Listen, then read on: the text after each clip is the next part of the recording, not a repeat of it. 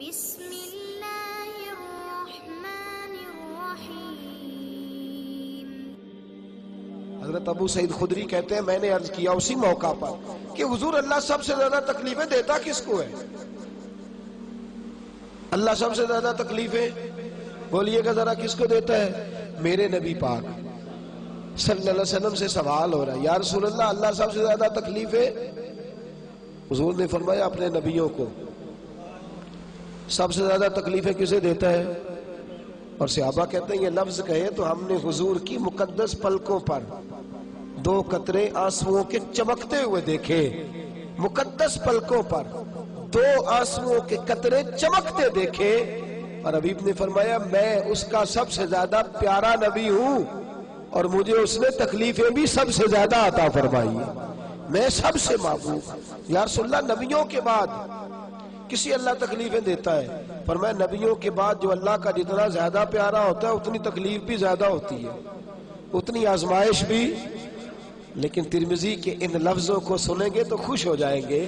حضور نے فرمایا رب کے بندے تکلیف کو اس طرح سینے سے لگاتے ہیں جس طرح تم نعمتوں کو سینے سے لگاتے ہیں، محبوب کی طرف سے آنے والی تکلیف کو اس طرح سینے سے لگاتے ہیں جس طرح تم نعمتوں۔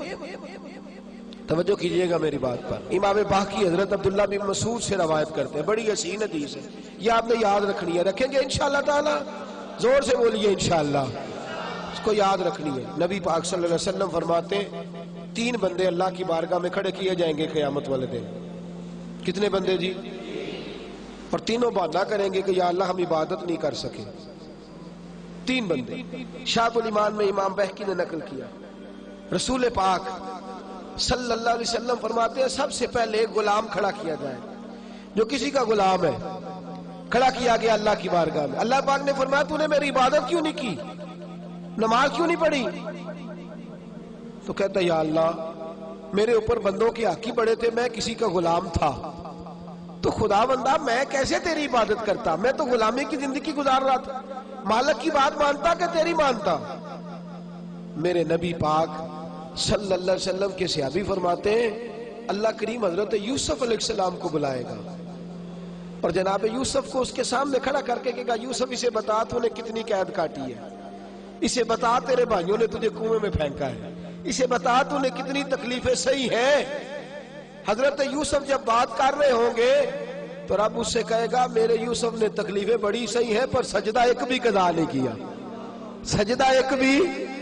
تو بتا تو زیادہ غلامی میں تھا کہ یوسف زیادہ پریشانی کے عالم میں تھے؟ وہ کہیں گے نہیں یا اللہ یوسف ہی تھے۔ فرمایا پھر تو میری بارگاہ میں بہانے کرتا ہے، میری بارگاہ میں بہانے کرتا ہے؟ اللہ اکبر۔ میرے نبی کریم صلی اللہ علیہ وسلم فرماتے ہیں رب کریم فرمائے گا اس سے جو تاجر تھا بھئی تو نے نماز نہیں پڑھی، عبادت نہیں کی، میرا ذکر شکر نہیں کیا، تو عرض کرے گا یا اللہ میں تاجر تھا، میری ڈیوٹیاں بڑی تھی، کاروبار بڑا پھیلا ہوا تھا، یہ اللہ خیر کرے آپ کو جسے پوچھ لے میاں صاحب نماز نہیں پڑھتے، کہتا میرا ٹائم کوئی نہیں نماز پڑھنے کا۔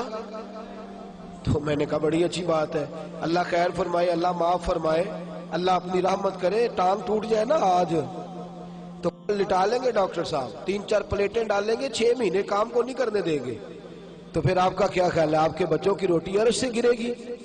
کھائیں گے کھانا کہ نہیں؟ نظام روک جائے گا دنیا کا میرا خیال ہے۔ جتنے تاجر فوت ہو گئے اس کے بعد تجارت ختم ہو گئی دنیا میں، بہانہ کرتے ہم۔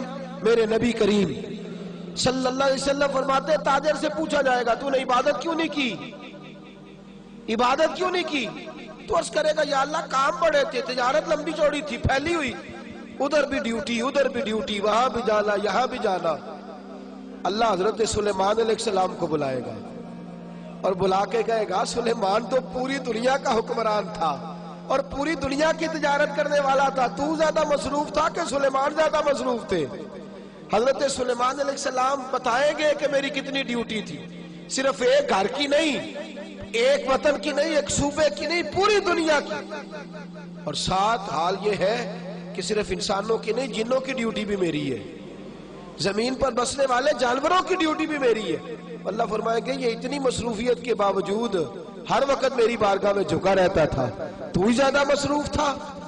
تیسرے ایک بندے کو بلایا جائے گا جو مجبور تھا، بیمار تھا، پریشان تھا، اس کو بلا کے اللہ فرمائے گا تو نے عبادت کیوں نہیں کی؟ یا اللہ میں بیمار رہتا تھا، یا اللہ میں پریشان رہتا تھا، میں مصیبت میں رہتا تھا، تو نے مجھے آزمائش میں ڈالا تھا۔